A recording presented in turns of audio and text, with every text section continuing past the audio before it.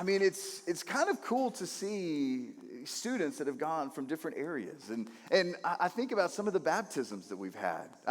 It's fascinating. I mean, we've had Quinn. I think we got to baptize you at Vista Ridge Middle School a few years ago. That was like before the world shut down, and then there were several that we got to baptize after the world shut down, which that was awesome as well. And so, North Tarrant, I'm grateful for these seniors and what they've done in and through this church. And North Tarrant, I'm grateful for you. And we're excited because as you see, the Sundays in Portability are coming to a close. And I wish I could come up here and say next week. I had somebody that said, didn't you say 50 weeks? It's not 50 weeks anymore. I'm hoping it's like I can count it on one hand. But as I've been sharing with some, we still need electricity. So if you want to pray for anything, pray that we can have electricity in the building before too long, because we want air conditioning. Like, we want to be comfortable to a certain degree. But regardless, we know that the light at the end of the tunnel is incredibly bright. And we're excited about that. And we're excited about the opportunity that is in front of us, but we also know that with that opportunity comes a lot of challenges. And with that opportunity comes a lot of interesting and exciting conversations. And so we began the conversation about this idea that let's go, because, I mean, most of us, when we think about the idea of what's next, there's excitement. But when we think about the idea of what's next in our own lives, it kind of changes things. We talked about this last week, right? We talked about how sometimes when we think about what is next in life, whether it's a job, whether it's a relationship, there's tensions that we face, and for some of us, we just don't like the tensions that we feel in the midst of it. And so I want you to think about, what is it inside of you that creates the most tension whenever you engage with or walk into a season of transition? I mean, seniors, you're probably sitting here, you know, graduation is within a month. And for you, you're sitting there thinking that the transition of moving into this next season of life, like, it's been nice. I've been a senior. I've been a high school student. I still have the safety net of my family to fall into, but I'm about to become an adult. There's tensions. What does that look like? Maybe for some of you, it's a new job. You've got the opportunity for a new job. Maybe for some of you, there's parenting changes, and you're navigating, what does it look like? He's no longer 10, he's now 12, or he's no longer this cute 2-year-old. It's the terrible 3s, or maybe you're navigating, you've got a child that's getting ready to graduate, and what does that tension look like? Maybe there's marriage tensions. There's struggles within the marriage or the relationship there. There's tensions about what's next, tensions about a conversation that needs to be had, tensions about resources, tensions about a new job. Maybe you're moving into a new season, or you're getting ready to move to a new location, and there's tensions of what does that look like, and maybe it's just the unknown. There's this subtle tension that you face. You see, one thing we know is transitions, while they sound exciting and they can be great, they're exciting until you're actually in one. And last week we began and we talked about, and kind of the whole point of last week's message was, we want to encourage you to pay attention to the tension, right? To pay attention to the tensions that we face on the inside. But ultimately that raises this question. When we pay attention to them, what do we do with the tension? What do we do with the tensions that we're facing? And so to navigate that question, we want to go back to the story that we began last week, and we just barely touched on it. But Joshua, if you ever read the Old Testament, I mean, it's an incredible story of men of courage and women of valor, and men and women that put their faith in their heavenly Father, in God, in an unseen, unknown God, and did remarkable things. And Joshua was one that did remarkable things. As we began the conversation last week, we talked about how the Israelites had been in the wandering, and they've been in the wilderness for 40 years, hoping and praying that one day they can get out of this. And Moses was reminding them that, hey, God promised us the promised land, but it'll have to be on the other side of my life. And so for some, I'm sure they were thinking, well, if to get the promised land you have to die, we can make this quicker. And I'm sure they didn't want to take that up, but that's what goes through my mind when I read this. He's like, guys, you will take the promised land, but I've got to die first. And I'm like, well, anyway, demented, I know. They've been wandering for 40 years, and now their leader, the patriarch of the Israelites, that brought them out of slavery, that took them out of Pharaoh's hand of bondage, Moses, is gone. What do? We got a new leader. His name's Joshua. I mean, we knew all about Joshua. We knew there was excitement around Joshua. We knew things were good, but can we trust this new leader? Can I trust this new boss? Can I trust this new and you're wanting us to take on this unknown land? Last I heard, Joshua and Caleb and 10 other spies ran to the land, and they said that, yeah, it's great, it's flowing with milk and honey, but there's giants in the land. There's an unknown enemy. There's an enemy that we know if we're going to take on this land, that it might not go well with us. And so in the midst of this, Joshua is stepping in, and the Israelites are facing the tension, and God says, it's as if God knew exactly what Joshua was thinking in the moment. Because Joshua was charged to take the Israelites to the promised land. And listen to what God says to Joshua. He says he says, hold up a second. With Joshua, here's the cool thing, is this wasn't just a new opportunity for Joshua. And this isn't just a new opportunity for you as well. It's more than that. You see, this was a moment for Joshua. This was a moment for Joshua to step up and to be the leader that God had designed him and created him to be. But in this moment, this was a moment that was filled with tension. This is a moment that was filled with tension. And Joshua is sitting there saying, what do I do? And God knew what Joshua was thinking. And so that's why God comes to Joshua, and he says this multiple times. Listen to what he says. Joshua, be strong and very courageous. How many times do we walk into a difficult conversation? Do we walk into a difficult season? Do we walk into, maybe we're supposed to go first day at a new job. We got a big test. We're walking into a new environment, and you have that tension inside. And God looks at Joshua knowing the tension he's facing. He's saying, Joshua, be strong and very courageous.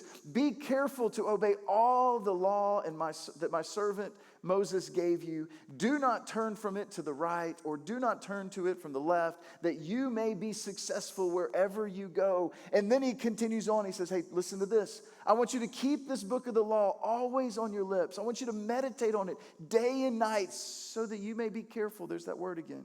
That you may be careful to do everything written in it. Then you will be prosperous and successful. Now, at that point, Joshua's probably like, okay, I got it. Maybe. But how do I do that? So God continues in and he doubles down. He says, Joshua, have I not commanded you? Be strong and courageous. Do not be afraid. Do not be discouraged, for the Lord your God will be with you wherever you go. Be strong and very courageous. Be strong and courageous. Joshua, don't be afraid. Joshua, do not be discouraged. There's a reason God's continuing to repeat himself to Joshua. You see, if God had to repeat it, it's probably because Joshua feels the tension. You see, God isn't necessarily correcting Joshua. He's preparing Joshua. He's preparing Joshua for what is to come. And for many of us, when we find ourselves in that tension, so many times it's easy just to, as we talked about last week, it's easy just to settle back in, to push away, to not worry about it.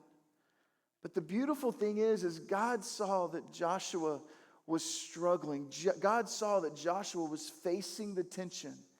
And God wanted to make sure that at the very beginning, as they go forward and take on the promised land, that he reminded his people and he reminded his leader, hey, I want you to remember, be strong. Joshua, life isn't fair, but I've encouraged you. Be strong. Be courageous. Joshua, I know the tension you're facing. Do not be afraid. Which for some of us, we could be like, that's easier said than done. I mean, it's easy for me to read the words that were written about Joshua and be like, okay, he said that to Joshua. But what is strength? What is courage? You see, courage really isn't the absence of tension, and that's what we wish it would be. We wish that God would just swoop in and take the tension away from us, or he would take the difficult situations. Courage is choosing to move forward in the middle of the tension. Courage is choosing to move forward even though you know that there is a struggle, there is something ahead of you, and we're trying to navigate this. You see, Joshua is being told, I want you to be strong and I want you to be courageous. And God's not telling him that because he's about to remove the tension. God's telling him that because he wants him to step into the tension. He wants him to step forward, that tension that he's feeling as he's walking into the transition. And for some of us, that's where we're standing. For some of us, we know that there's a difficult season ahead, or there's something going on, or there's a new job, there's a new transition, there's a summer's coming up, and oh my goodness, my kids are going to be home, and oh, what are we going to do? Right? There's certain things that are in front of us, and sometimes that tension that we face on the inside can be debilitating. And God knew that Joshua needed it repeated, and God knows we need it repeated as well. So he says, be strong and courageous. And if you fast forward a little bit to the disciples, you find this lived out as well. You see, when you have the disciples, I mean, it's remarkable to think about the 12 men that followed Jesus around. I mean, everywhere they went for those 3 years, I could just imagine they had story after story after story of living in and learning from their rabbi and learning from Jesus.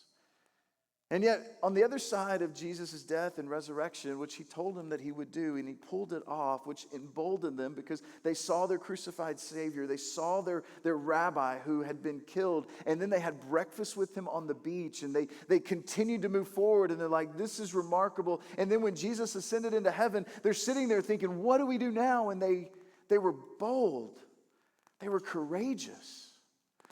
They ran around telling people what's going on. They ran around trying to remind people about who Jesus was. They went around all over Jerusalem and all over the area trying to tell people, listen, I want you to know we have seen the rabbi. We've seen the Messiah that you're looking for and waiting for. And the Messiah didn't come as we thought he would, but let me tell you, he overcame death, and you need to be ready for it.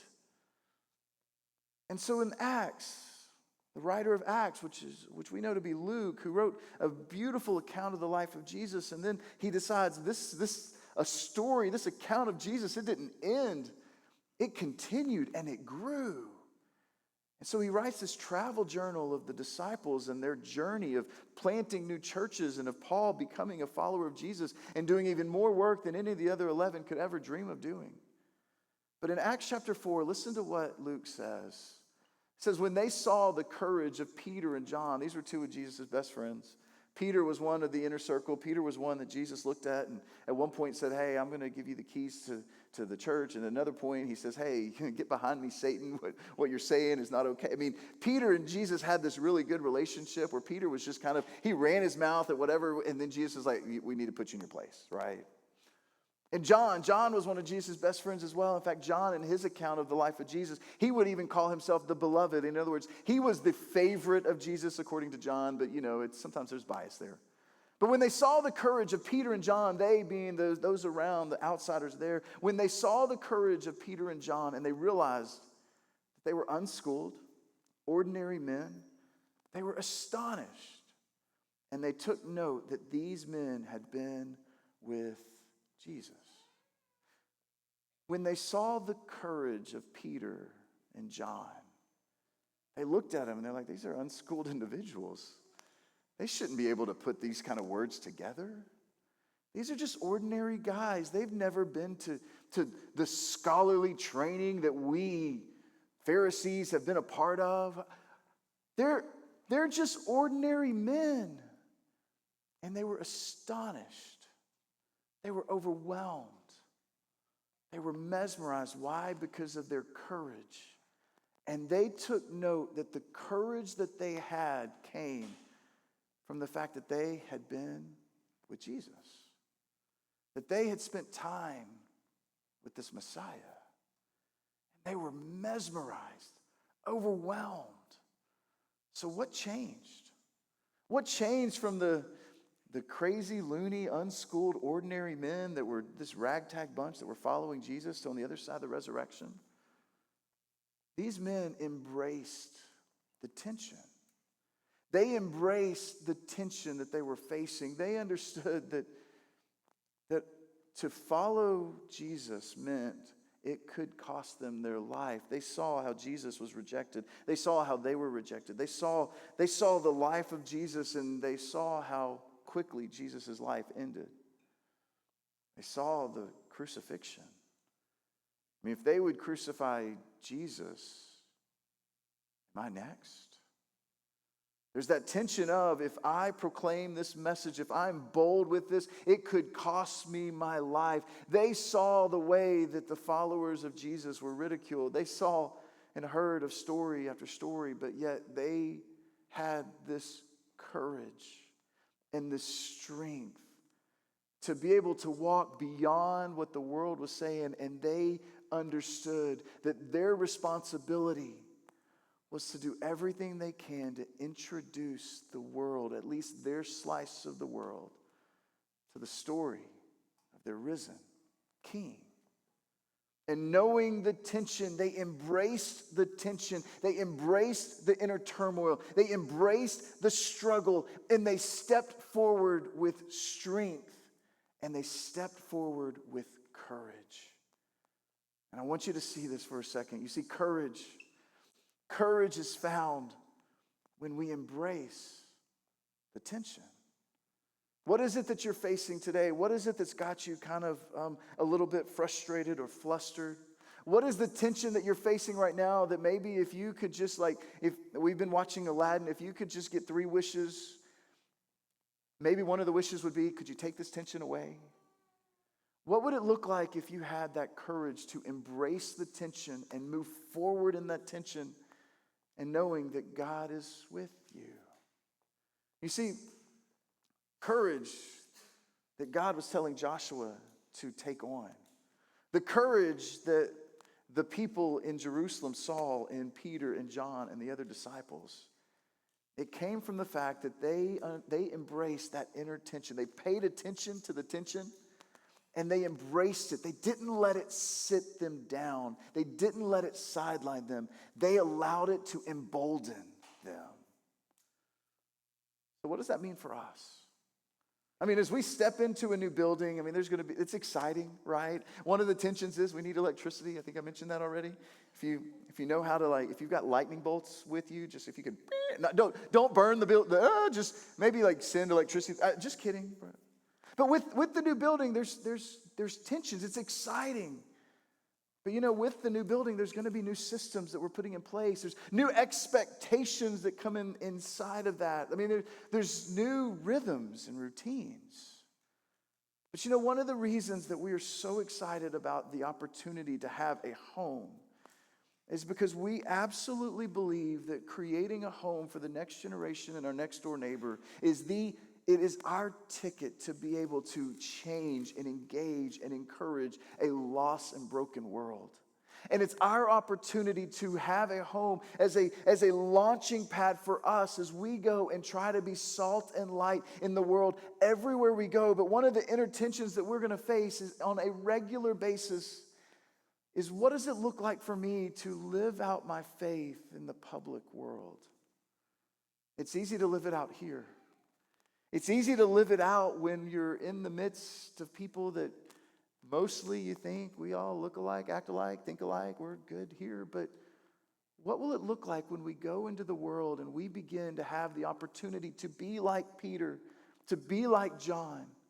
When we have the opportunity, as God would look at Joshua and say, your mission, I want you to take on the promised land. I want you to go and to take hold of what I have given you. And for many of us, we are so grateful for the building. If we could spend a couple of hours talking, I could walk you through some of the ways that we've seen God's hand on it, and the way that this shouldn't have happened, and the way that everything that we were looking at from a price point was way through the roof, and then all of a sudden we find this opportunity and it was overwhelming, and there's several things in the midst of it that we are so grateful, and we're holding on to the fact that this is a direction that God has instilled in us as a church. But it's not just about building a building. It is about creating a home for the next generation, for us to find more seniors to celebrate, for us to find more students and elementary kids to baptize and to showcase what does it look like to follow after Jesus.